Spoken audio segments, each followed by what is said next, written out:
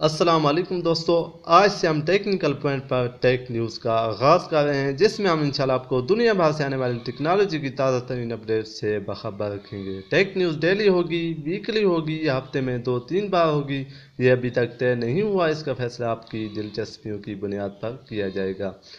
جن دوستوں نے ابھی تک ٹیکنیکل پوائنٹ کو سبسکرائب نہیں کیا، وہ اس ویڈیو کے نیچے ریڈ کلر کا سبسکرپشن بٹن دبا کر ٹیکنیکل پوائنٹ کو سبسکرائب کریں اور ساتھ میں بیل آئیکن کو بھی پریس کریں تاکہ ٹیکنالوجی کی تازہ ترین اپڈیٹس آپ کو ملتی رہیں۔ چلیے بڑھتے ہیں آج کی ٹیک نیوز کی جانب۔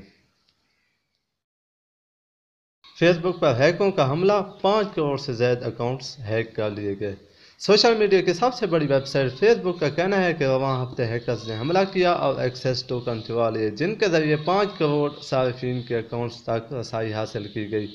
ہیکروں نے فیس بک کے فیچر ویو ایز کو ٹارگٹ کیا اور ایکسیس ٹوکن چرا لیے، جس کے بعد فیس بک نے ویو ایز فیچر کو عارضی طور پر بند کر دیا اور فیس بک کے چیف ایگزیکٹو مارک زکربرگ کہتے ہیں کہ مجھے خوشی ہے کہ ہم نے خطرے کا سراغ لگا کر اس پر قابو پا لیا اور متاثرہ اکاؤنٹ کو محفوظ بنایا، لیکن معاملہ بہت سنگین ہے۔ ہم مسلسل ہیکر کے حملوں کی زد میں ہیں جو اکاؤنٹس پر قابو پا کر اس سے معلومات چرانا چاہتے ہیں۔ انہوں نے مزید کہا ہے کہ فی الحال یہ نہیں پتہ کہ کسی اکاؤنٹ کا غلط استعمال ہوا ہے یا نہیں۔ واٹس ایپ صارفین بھی ہو جائیں تیار، اب واٹس ایپ پر ہوگی اشتہارات کی بھرمار۔ دنیا کی سب سے بڑی میسجنگ اپلیکیشن میں بہت جلد اشتہارات نظر آئیں گے۔ فیس بک نے بھی اس بات کی تصدیق کر دی ہے کہ وہ اپنی زیر ملکیت اپلیکیشن واٹس ایپ کے سٹیٹس سیکشن میں اشتہارات دکھانے کا سلسلہ شروع کر رہی ہے، اور یہ اسی فارمیٹ میں ہوں گے جس طرح کے انسٹاگرام کی سٹوریز میں دکھائے جاتے ہیں۔ واٹس ایپ ہی فیس بک کی واحد اپلیکیشن تھی جس میں کوئی اشتہار نظر نہیں آتا تھا، لیکن اب واٹس ایپ کی دلہن اشتہارات سے سجے گی۔ یاد ہے کہ فیس بک نے 2014 میں واٹس ایپ کو $19 ارب کے عوض خرید لیا تھا۔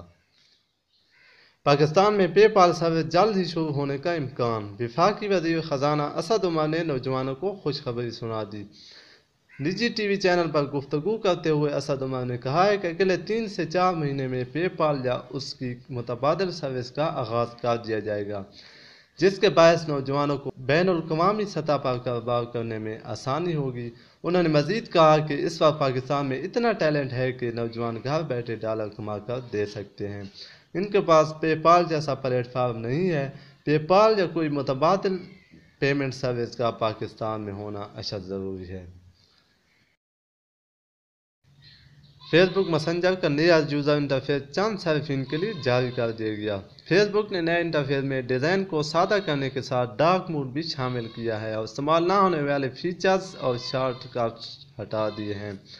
اس میں 3 ٹیبز ہیں: کنٹیکٹس، کنورسیشنز، ایکسپلور۔ تمام غیر ضروری فیچرز تیسرے ٹیب میں جمع کر دیے ہیں۔ امید ہے نئے یوزر انٹرفیس کو جلد ہی مزید صارفین کے لیے جاری کیا جائے گا۔